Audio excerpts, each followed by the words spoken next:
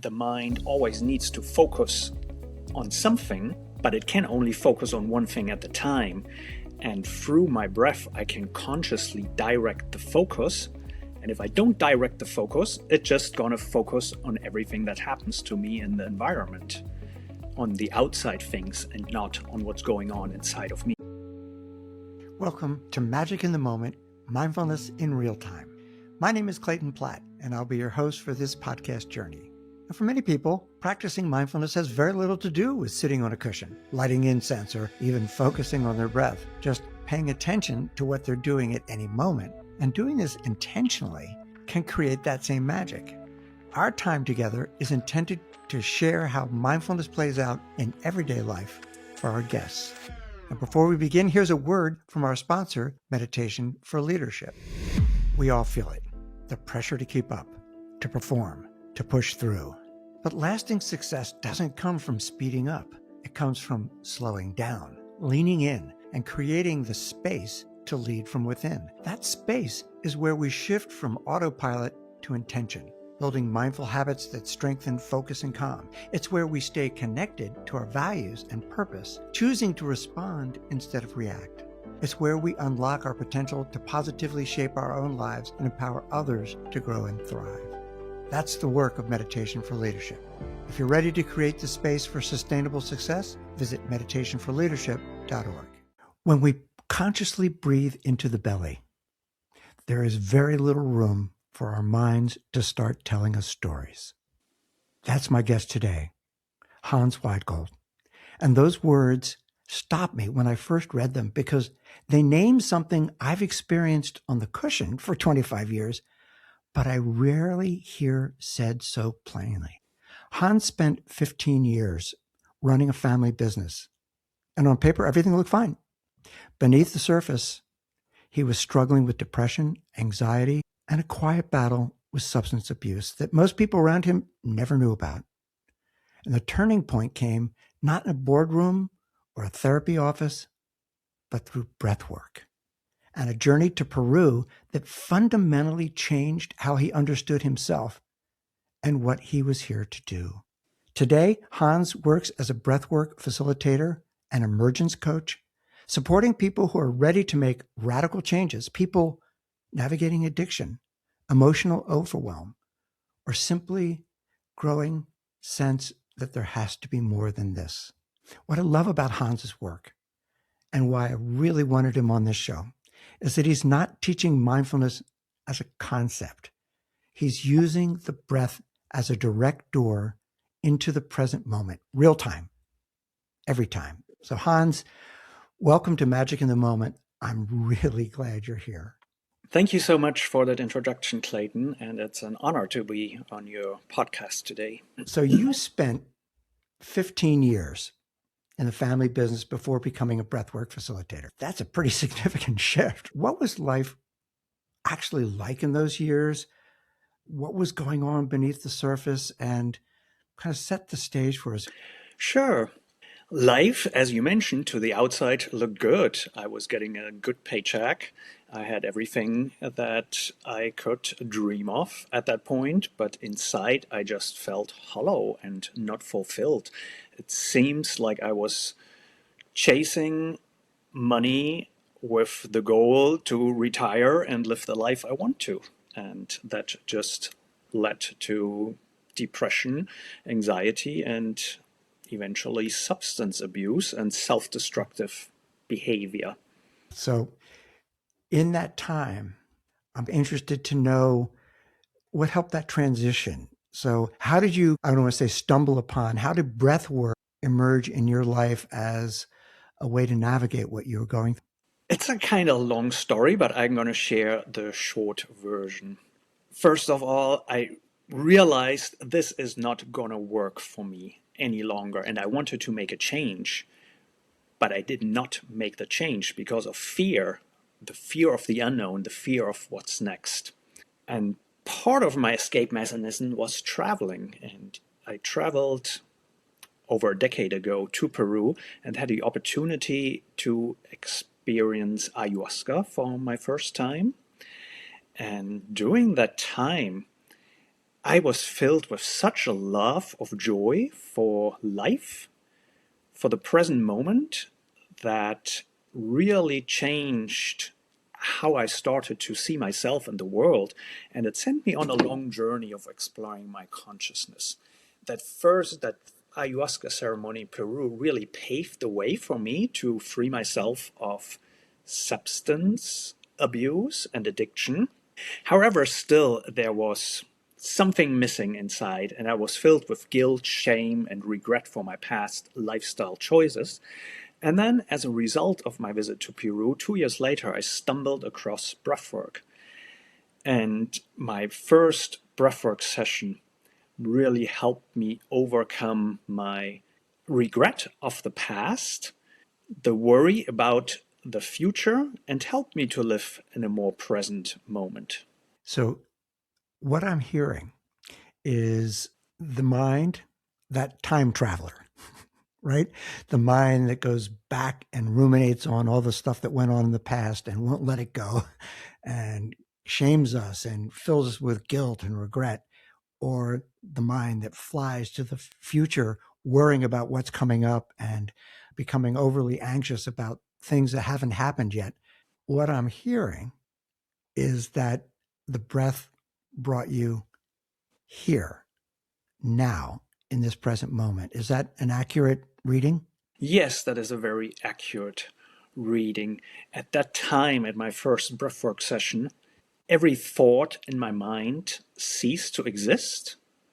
And without that thought, I stopped. I stopped projecting my past into the future, and that helped me to stay present.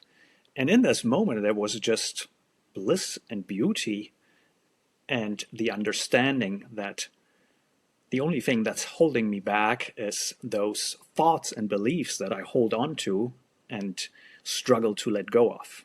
So the sense that in for me, the beauty of following my breath in my world on my meditative journey is that if I'm focusing on what's happening inside me, the physical sensation of the breath coming in through my nose, my chest expanding, my belly expanding, I'm just following that cycle. If that's where my focus is, if that's where my concentration is, if that's where my attention is, it can't be on those other things that are distracting or troubling the ego, the mind chatter.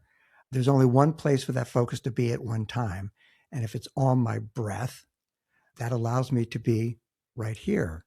And does that sound in a similar way for your experience? Yes, what I learned to understand is the mind always needs to focus on something, but it can only focus on one thing at a time. And through my breath, I can consciously direct the focus. And if I don't direct the focus, it's just going to focus on everything that happens to me in the environment, on the outside things, and not on what's going on inside of me. Yeah.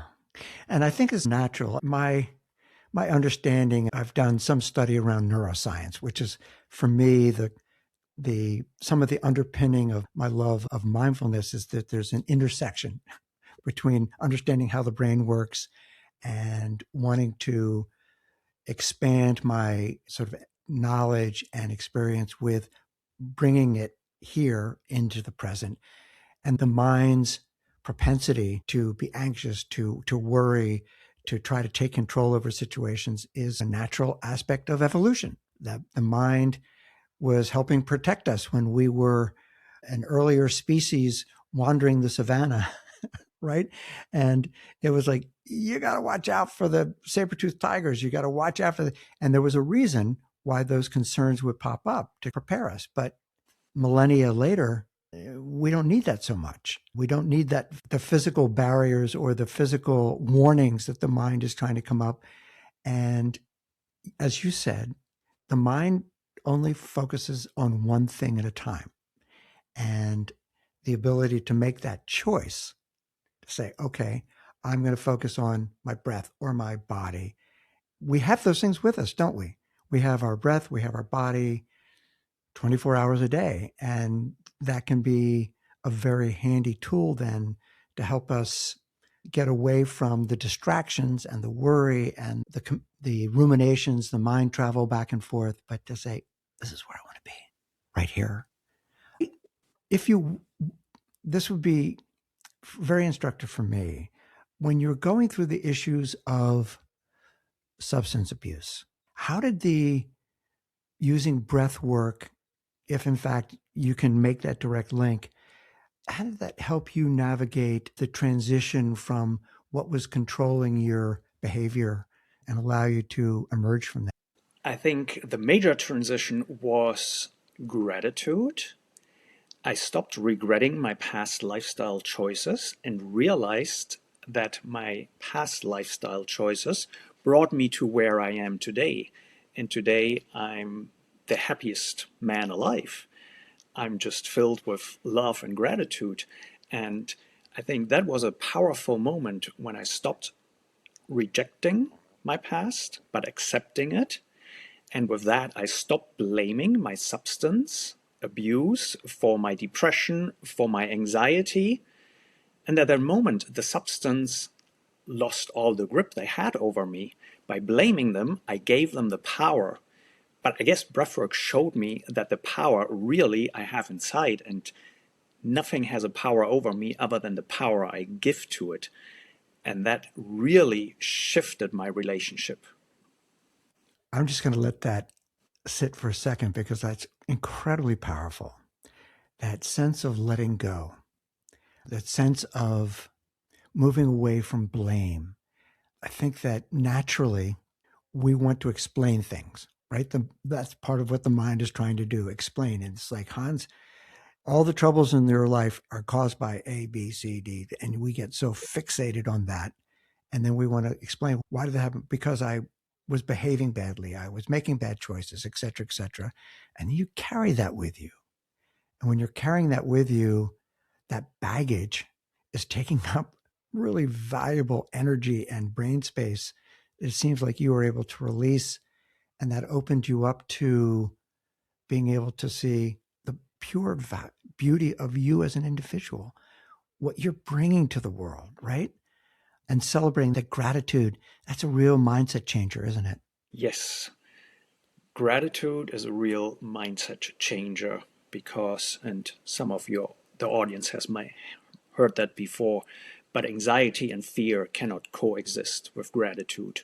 Once you find gratitude for the moment, you stop losing the fear of the future or the worry about the past behavior. So you described something that I was really interested in. So that the intensity of your early breath work was comparable to working with psychedelics. And we haven't talked about this in this podcast. This is something that is interesting to me. I'm not necessarily someone who is making a case for or against the use of psychedelics, but I am interested. This is becoming more and more of a mainstream conversation. Can you help listeners understand what this actually feels like? So the intensity of breath work or working with psychedelics, what happens in the body when the mind finally goes quiet? Let's start first in the breathwork session. What happens in the body? When you do Yeah. the breathwork that I facilitate, you do a very intense, deep diaphragmatic circular breathing without a pause between the in and the out breath. And while you're doing that, you inhale more oxygen like you usually do and exhale more CO2 when you usually do. Because of this changed ratio of those two gases, the blood starts turning alkaline and it lowers the activity in the prefrontal cortex. And with less activity in the prefrontal cortex, or the part of the brain, the executive function of the brain that creates the image of the self, you start experience more inner silence and peace, and you get access to deeper parts of the subconscious mind where all your emotions and learned behavior through childhood experience are stored. So you have the opportunity to release stuck emotions that create automatic behavior or tend to project the past into the future. And when you release them, it becomes easier and easier to stay in the present moment. So I'm picturing a model of the brain, and I love the specifics that you've just shared. If we are concentrating and doing that cycle of breath that you described, taking in more oxygen and exhaling more CO2, we are also quieting the work of the executive brain, the PFC, the prefrontal cortex, which is we need it. We need our executive brain. It's making a lot of important decisions for us, but it also is a place, as you mentioned, that a lot of the noise comes from. So our ability to quiet that allows us to tune in a way. I'm thinking about the old days with the radio where you'd have to turn the knob to get the station you want to listen to, right? But able to turn into the insights of the other parts of the brain that are often overshadowed by the noise of the PFC. And there's important information there, isn't there? You mentioned childhood experiences, things that happened in our history that may be important for us to understand our current behaviors. They get buried, they're having an impact on us, but we don't, if we're not having an opportunity to kind of tune into what was happening then, we can't put the puzzle together. And that sounds like that was part of what was happening in your life. Is that a fair assessment? Yes, I think what you mentioned resonates very much with the concept of the implicit and the explicit memory, because a lot of that information from our past childhood is stored in the implicit memory, and we are not aware of that. But through breathwork, as you said, you're fine-tuning the channel. You become more aware, you can listen deeper to yourself, and you bring awareness to those experiences in the past that formed the implicit memory. And through that, we can make them conscious and bring them into the explicit memory and start seeing them from a different angle. And that way, we can change our implicit memory with new information from the present moment. Does it make sense? It makes a lot of sense. So I'm thinking, and correct me if I'm wrong, I am frequently wrong, as my father used to say, often wrong, but never in doubt. Does this fit in with your work as an emergence coach? Because it sounds to me like being able to tap into that transition from implicit to explicit memory is giving you tools to become more aware of who you are and perhaps set the intention of who you want to be. Am I correct in that reading or shade me in the right direction? No, that's 100% spot on, because that is the whole goal with emergence coaching. Bringing more awareness of who you are today by identifying how you became who you are, what stories and identity you built based on your past experience, and then relating everything to your current life situation and seeing how certain aspects in life, events, what people say, how that relates to your past, and tying that back to how you feel in the present moment. I don't think enough people give themselves the opportunity to do what you just described. And I think it's really important because there's so much about how how our behavior is today that was informed our childhood by the teaching of family, of society, of culture, all that imprint and all the things that in essence were part of the molding in our early years. And you use the expression our identification. We over the course of our lives, we are constantly identifying ourselves in certain ways, and that has a huge impact in how we act. And so it's making so much sense to me if we can go back and make that shift from implicit to explicit memory and gain a greater understanding and control over how we identify ourselves. It makes huge sense. And I would say that it's probably not a subject that a lot of people naturally want to lean into because it's a little scary, isn't it? It can be really scary doing this work, but it's so much worth it. Talking about identity, if you don't mind, I can share a small example from my life.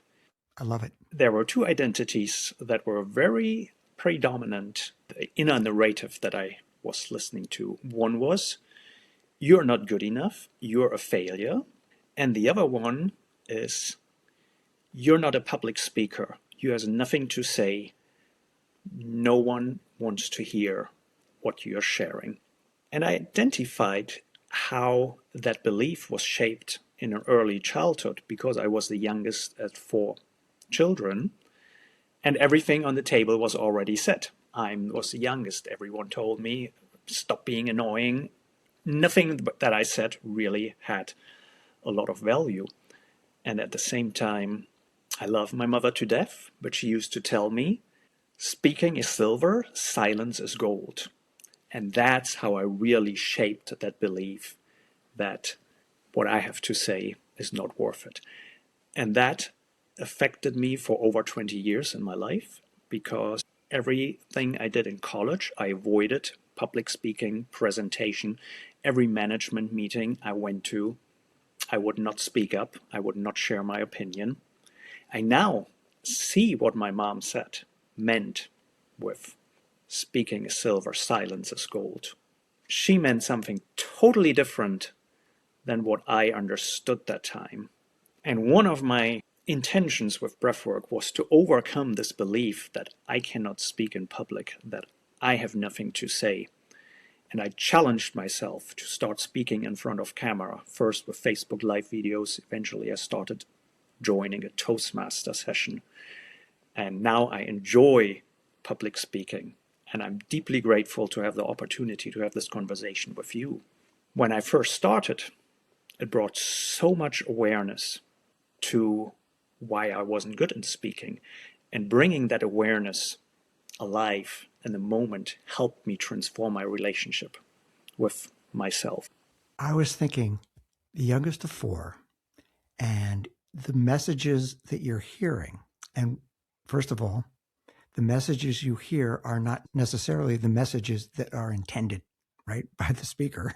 So it's our interpretation of that. And you're understanding that your mom's speaking is silver and listening is gold wasn't to say shut up, but rather to say listening is really important and how that impacted you as a child. And I'm thinking, I was the youngest of four, and quite the contrary. For me, I found early on that I could entertain.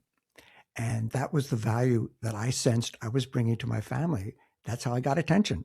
I could do imitations. I could tell jokes. I was, comfortable in that regard. And that informed so much of my early life. In fact, most of my adult life. And being mindful of that has really helped me say, no, wait a minute. Take that moment. Listening is gold. What do other people have to bring here? It's not about my ability to own the room, but rather my ability to maybe set the stage and allow other people like Hans to share their wisdom and be a partner in that. And so we have different paths and different journeys, but I'm thinking back to how childhood really informed my adult life in so many ways.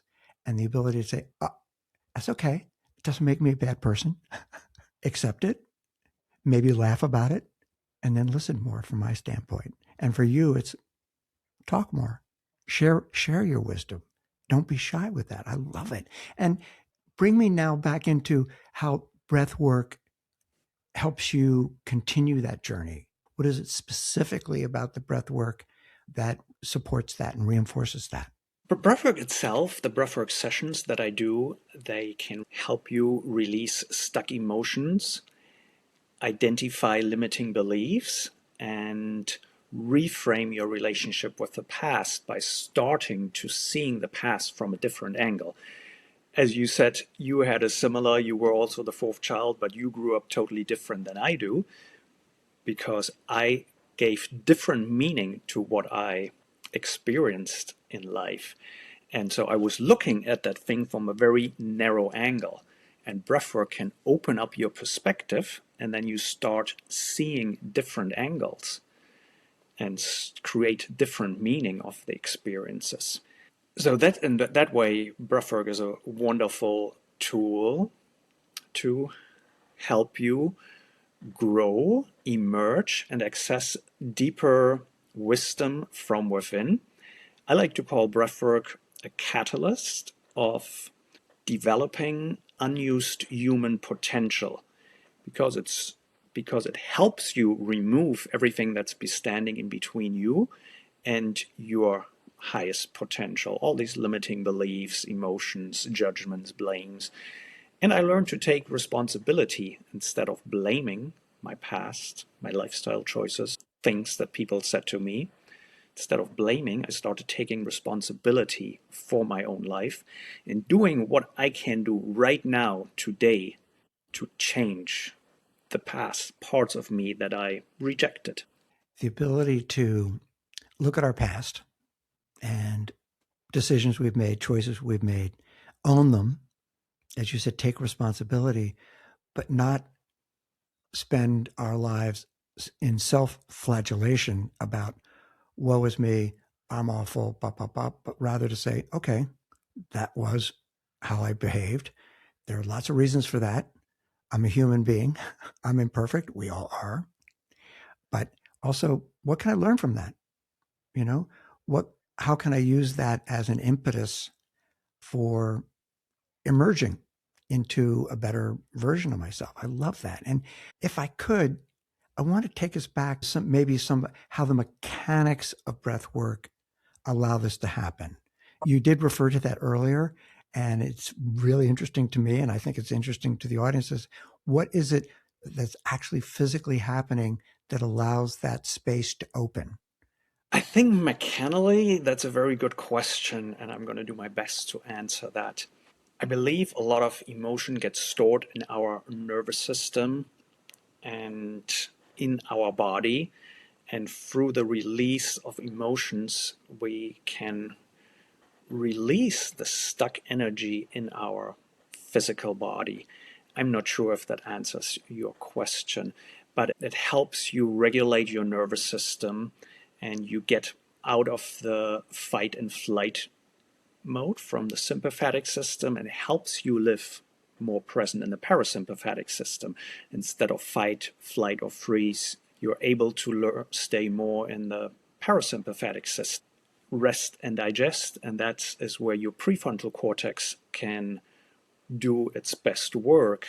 As long as you are in the sympathetic nervous system, because of our level of evolution, our emotions have precedence and we cannot fully access our prefrontal cortex because the emotions override our logical brain to protect us from threats that may not even be there, that we just associate.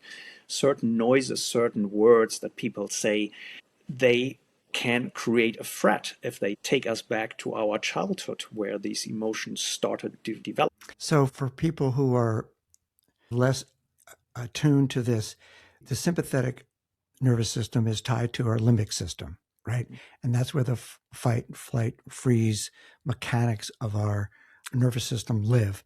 And that typically, and you're the expert here, but typically the sympathetic nervous system is initiated through the breathing in. And we think back to, okay, how does that fit? Think back to early man, and something is happening that is dangerous. We start breathing quickly, we're breathing in, and it's triggering the sense of, okay, let's get out of here. Whereas the parasympathetic nervous system is the exhale, and it's releasing that, and it's bringing us more into a sense of calm. And as you mentioned, and I was taught this a while back, the limbic system and the executive brain don't share the stage at the same time. It's one or the other. So what we need, if we want to be able to be thinking clearly, is to gently remove the limbic system from the stage. And that means longer breaths, longer out breaths, so that we're calming down and allowing the executive brain to function in a state of calm as opposed to the massive chaos of the threat. Does that make sense? Yes. And yes, you mentioned something very important. The faster breathing triggers the sympathetic nervous system. As you said, once we're in that fight, flight, and freeze, we breathe shallow and fast. And through breathwork session, you can actually get into the similar state, but being in a safe environment, because you are in a safe space where it's safe to release emotions. And then you have a facilitator with you, and that helps you experience the past in that sympathetic nervous system and release. And then when you go back to slow breath, you can consciously activate the parasympathetic nervous system. And that is the beauty of breath, because as you mentioned earlier, we have it's available to us 24 hours, and we can use it at any moment when we become aware of what's going on inside of us to break the cycle that has kept us trapped in the past and in fight, flight, and freeze. Okay. I'm going to ask us to do something right now. So if someone's sitting at their desk right now and they're feeling stressed or scattered or disconnected, what would be one breath-based practice that they could do in the next 60 seconds? What would be one practice? And in fact, if you could suggest something, and maybe if you felt comfortable even demonstrating it, what might that be? Yeah, I think my favorite breathing technique for that is called the 4-7-8 breath.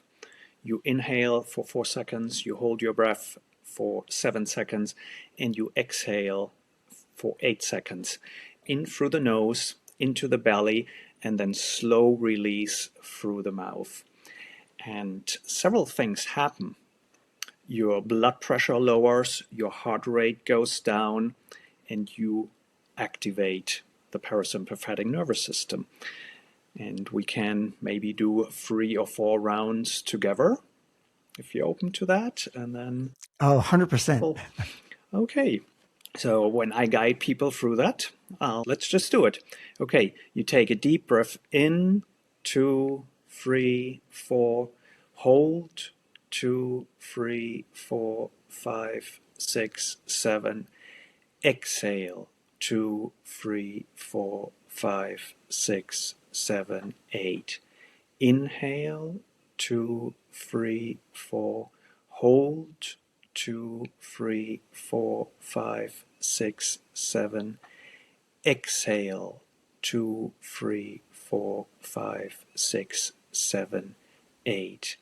Inhale, 2, 3, 4, hold, 2, 3, 4, 5, 6, 7. Exhale, 2, 3, 4, 5, 6, 7, 8. And you can do that at any moment in time. And you do it for 1 minute, 2 minutes. If I do it at sleep, I usually fall asleep before I've done 10 rounds. And the more consciously you do it, it starts becoming an unconscious habit to breathe into your belly. And there you can program positive behavior into your implicit memory that it becomes automatic behavior. And this is extremely helpful, especially if you're a reactive person who gets triggered by when other people say something, when you get offended and you start reacting emotionally. You learn to catch yourself, and before reacting, you take a deep breath and then let it go. And instead of reacting, you learn to respond from the present moment and not dictated by your past lifestyle experiences. It's really creating that space, right? That space between the stimulus and the response. As Viktor Frankl would say, that's the magic. That's the power. We get to choose what we do with a clear mind. And I'm thinking that technique is used by first responders, by Navy SEALs, by people in the military, by athletes. And there's a reason why people in very important situations, it could be life and death, or it could be a case of making a putt in the final hole of the Masters golf tournament, where you're putting yourself in a position to be in the flow of the moment as opposed to being distracted by mind chatter and all the sometimes detrimental things that the mind can do, bring you calmly into that moment. It's powerful. And you talked about the sleep I know I use it sometimes. I know I've shared this with other people who have found it really helpful. And we go back to a couple of things. One, what's happening with the breath. The other thing is, where's the focus? The focus is on the counting, right? So the focus isn't on, why did I have that conversation? Why did I send that email? Why is my spouse doing this to me? But it's on 1, 2, 3, 4, 1, 2, 3, 4. And that takes us back to the old days where we were taught to count sheep. And there was a reason why people said, you can't sleep, count sheep. I don't know whether they did that in Germany, but in the States, that was a huge thing. Is if you can't sleep, just count the sheep. And that's where the focus was. It was on the counting. It wasn't on the breathing necessarily. I think that brings a huge impact to it. But giving the brain something to focus on other than what is distracting can be really helpful. Yes, you intentionally start directing your focus. And yes, we have the same in Germany, counting sleep, but doing the breath at the same time, I found it much more beneficial. And yeah, it brings you back to the present moment because you're focusing on exactly what you're doing. You're not laying in bed trying to fall asleep and getting all angry and mad and upset that you are not getting asleep while thinking about tomorrow or your past or get trapped in your life stories. Yeah. So I want to bring us back into sort of the personal experience and Hans's life, because this is, to me, really inspiring. Your journey has, the more I've spent time letting it sit with me, I'm very impacted by it, Hans, and I'm grateful for that. And you left this demanding career with the intention of being more present with your children and to help support others. And I have to say, that shift is really a profound act of presence in and of itself. What did you have to let go of internally to really make that move? Fear, a lot of was tied to fear. Fear, not knowing how I'm going to support my family when I leave that position.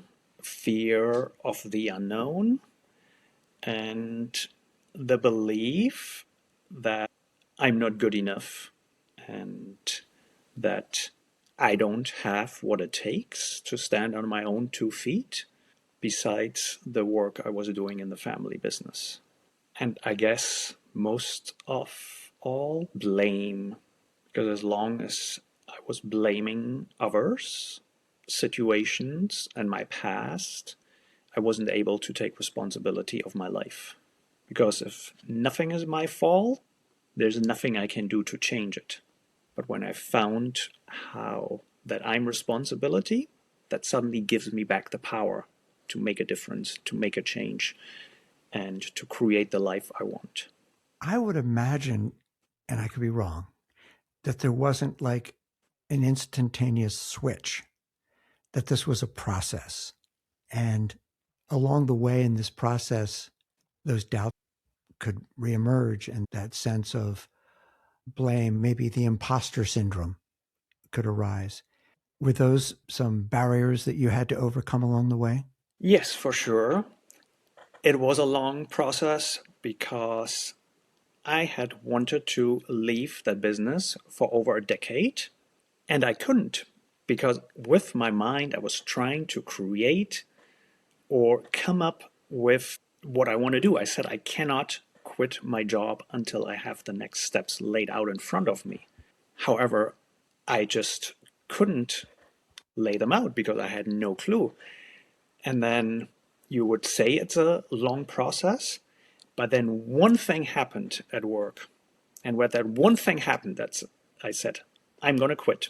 2 weeks is my last day. I think at that time I was pulled into the present moment and I realized I'm not going to accept this situation any longer for me. I stopped worrying about the future because I have to make the change in the present moment. And when I did, I guess one thing that we teach in breathwork, one of the main guiding principles is trust. Trust the process. And when you start trusting the process of breathwork, or when I started trusting the process of breathwork, I started to trusting life and not running away from it, but facing it. So I'm thinking about this, that transition from a personal standpoint, really difficult. And that sense of you made that decision. I'm quitting in 2 weeks. And that forced the issue, right? That the unknown, the fear of the unknown, that uncertainty was a real barrier for you. It's like, I can't make the transition until I know the path forward. And you're saying, no, the path forward will evidence itself when you close that door in a way. And I'm thinking, so now you're helping other people make those transitions. And I guess I'm interested to know what that work has taught you about presence that you couldn't have learned any other way. I love that question, and I love how it's challenging me to become more present. Doing this work, I have the opportunity to be present with people when they experience breathwork, when they release emotions, when they share difficult past experiences. And there's something powerful in listening to others, not just for them, but also for myself. And I guess how this work really helped me to become more present. I get to practice being present with my clients every time I work with them. And the more I do, the easier it gets. As someone who spends time with people from a mindfulness facilitation standpoint, you said something that really struck a chord with me, and that is how much we learn by listening, how much we learn from the experience of others. Our opportunity as quote unquote teachers or facilitators, I think something that draws me, and I'm hearing that from you as well, that draws you into this work is that we have the opportunity to continue to evolve ourselves by what we learn from other people and their experiences. It makes us richer. And I identify with that.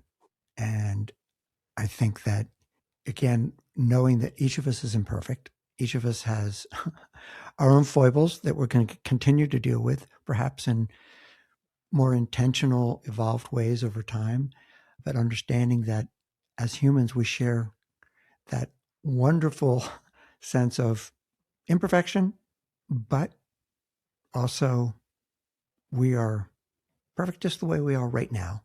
Can we evolve? Yes. But at this moment, bring us into right here in the present. I think there's nowhere else we're supposed to be. I'm supposed to be having this conversation with you and learning from you. And that's the only place I want to be right now. And there's a beauty to that. And when the distractions happen and pull us in 1,000 different directions, our breath work can make us open to that and say, no, I'm not worrying about my doctor's appointment coming up in the afternoon. I'm here with Hans, and I'm just benefiting from this conversation in ways that I didn't even imagine. So that's very cool for me. And I would ask this, if you could put maybe just one idea into the hands of, I'm thinking now of like high achieving professionals. And I think you deal with some of them. I deal with some of them. What one idea could we put into their heads? One thing about the breath, about presence, about showing up in real time. What would that one idea be? Before I answer that question, I'm just going to make one remark that you just said about listening to others, how that can help. It helps bring to my awareness what judgments come up while I'm listening, what emotions I start feeling, what body sensations I have. And I guess that is one thing I can share with high achievers, because every time you do that, you become more aware how your actions and how you lead are driven by your unconscious emotion that you're avoiding, suppressing, ignoring. And the more you do, the more it helps you to see others for who they are. And the more you see others for who they are, the more they will appreciate you as a leader and how you lead. And I guess as a leader, the main goal is to bring out the best in others. And our breath helps us to bring out the best in ourselves. And we can only help others in the way we help ourselves. Incredibly profound. So to be the best service of others, we need to be taking care of ourselves, and we need to bring ourselves without judgment into the present moment and remove our filters so that we're actually hearing what they're saying and being conscious, as you said, the physical reactions, the emotional reactions that we have in any instance, in any conversation. They're creating barriers to really being part of that conversation, that interaction. So being able to notice, ooh, I'm starting, like my breath started to get short. I started to get a little agitated because I don't particularly like what I'm hearing. Wait a minute. Let's actually hear what's being said before that reaction closes the door. And our breath can help us do that. We can notice the change in our breath. We can consciously take that deeper exhale to bring out the parasympathetic nervous system. And then it says, yeah. So I'm taking care of myself to be present, to calm down, and I'm modeling what I want with the people that I'm leading and showing that I'm doing this to be here present with you. And that sends a pretty strong message, doesn't it? Yes, it helps you. I think I learned that from Jack Cornfield, loving kindness. It helps you to respond with loving kindness from the present moment, and that changes everything in relationships. It absolutely does. Hans, I've had just so much, I was going to say fun.